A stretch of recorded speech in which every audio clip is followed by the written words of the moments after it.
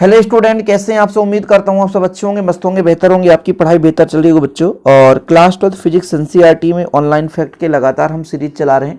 बच्चे पढ़ाई नहीं करते हैं, जो पहली बार आते हैं हमारे चैनल पर बस यही बोलते हैं कि सर आप ये पढ़ाइए, कॉल करते हैं कि सर ये पढ़ाइए। एक बार आप लोग प्लेलिस्ट विजिट कर लो, बेहतर रूप से आप लोगों को समझ में आ जाएगा कि कितना हम आपके लिए मेहनत कर रहे हैं और आप अपने लिए कितना मेहनत कर रहे हैं। लगातार यदि हम आपके लिए मेहनत कर रहे हैं तो आप भी मेहनत कीजिए। ऐसे ही बच्चों आप लोगों को निरंतर क्लास दिया जाएगा। चलिए शुरू करते हैं। चुंबकीय फ्लक्स का एसआई मात्रक क्या है? वेबर है। चुंबकीय फ्लक्स का एसआई मात्रक वेबर है बच्चों। 100 प्रेरकत्व का एसआई मात्रक क्या होगा? तो हेनरी होगा। 100 प्रेरकत्व का एसआई मात्रक क्या बच्चों? हेनरी है। विद्युत चुंबकीय प्रेरण की खोज किसने की थी? तो फैराडे ने की थी। विद्युत चुंबकीय प्रेरण की खोज किसने की? फैराडे ने की थी।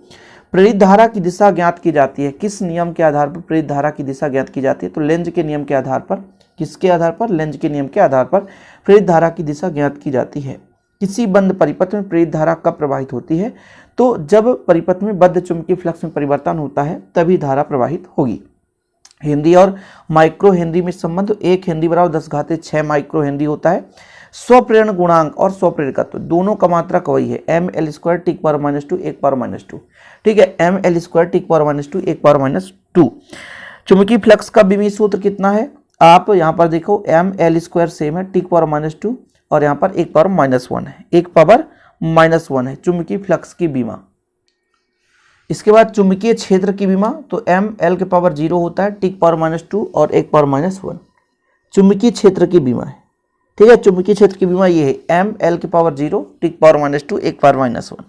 आगे देखो ट्रांसफार्मर किस सिद्धांत पर कार्य करता है बच्चों? यहाँ पर देखिए ट्रांसफार्मर किस सिद्धांत पर आधारित है? तो अन्योन प्रेरण के सिद्धांत पर आधारित है। क्या? अन्योन प्रेरण के सिद्धांत पर आधारित है। लेंज का नियम आधारित है। किस पर आधारित है लेंज का नियम? तो ऊर्जा संरक्षण के नियम पर। लेंज का नियम किस पर आधारित है? ऊर्जा संरक्षण के नियम पर आधारित है। 2 कुंडली के मध्य नर्म लोहे का क्रोड प्रयुक्त करने पर उसके मध्य अन्योन प्रेरकत्व में क्या परिवर्तन होता है? तो अन्योन प्रेरकत्व का मान बढ़ जाता है। क्या होगा? अन्योन प्रेरकत्व का मान बढ़ जाएगा। धारावाही परिनालिका के केंद्र पर चुंबकीय क्षेत्र की तीव्रता कितनी होगी? μ0 Ni। धारावाही परिनालिका के केंद्र पर चुंबकीय क्षेत्र हो जाएगा μ0 Ni, μ0 Ni। इसके बाद अगला क्वेश्चन देखिएगा। धारावाही परिनालिका के एक सिरे पर चुंबकीय क्षेत्र की तीव्रता μ0 Ni/2 है ना। धारावाही परिनालिका के एक सिरे पर चुंबकीय क्षेत्र की तीव्रता कितनी? μ0 Ni/2। लंबी परिनालिका का स्वप्रेरकत्व कितना होता है? μn²A/L, μn²A/L। यहाँ पर ये भौतिक राशि जिनका मात्रक भी आपको पढ़ना जरूरी है। चुंबकीय फ्लक्स का मात्रक ये आपका न्यूटन मीटर प्रति एम्पियर, न्यूटन मीटर प्रति एम्पियर। स्वप्रेरकत्व का वेबर प्रति एम्पियर। अब स्वप्रेरकत्व का हेनरी भी होता है, ठीक है, लेकिन इन मात्रकों को भी आपको तैयार रखना है। चुंबकीय क्षेत्र का वेबर प्रति मीटर स्क्वायर, प्रेरित विद्युत वाहक बल का वेबर प्रति सेकेंड और चुंबकीय स्थितिज ऊर्जा का मात्रक होता है जूल। ऊर्जा का मात्रक जूल ही होता है, तो इसमें कोई परेशानी की जरूरत नहीं है। विद्युत चुंबकीय प्रेरण की घटना में ऊर्जा परिवर्तन होता है तो यांत्रिक ऊर्जा को विद्युत ऊर्जा में बदलता है। यांत्रिक ऊर्जा का विद्युत ऊर्जा में परिवर्तन हो जाता है। यदि समतल कुंडली में n फेरे हों तो उसका स्वप्रेरकत्व किसके अनुक्रमानुपाती होगा? तो n² के अनुक्रमानुपाती होता है। देखो स्वप्रेरकत्व का विमीय सूत्र या स्वप्रेरण गुणांक वही चीज है बच्चों, ml² t⁻2 1⁻²। आगे देखिए प्रेरित धारा का मूल कारण क्या है? किस कारण से प्रेरित धारा उत्पन्न होती है? तो चुंबकीय फ्लक्स में परिवर्तन। जैसे धारा के मान में परिवर्तन किया जाता है तो चुंबकीय फ्लक्स में परिवर्तन होता है, फलस्वरूप प्रेरित धारा उत्पन्न हो जाती है।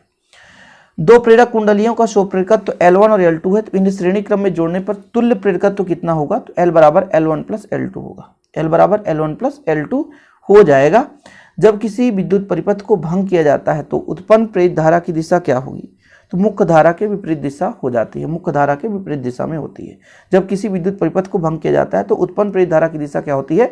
मुख्य धारा के विपरीत दिशा में होती है। तो ये आपके 25, 20, 22 क्वेश्चन हो गए हैं। इतना आप लोग तैयार कर लें।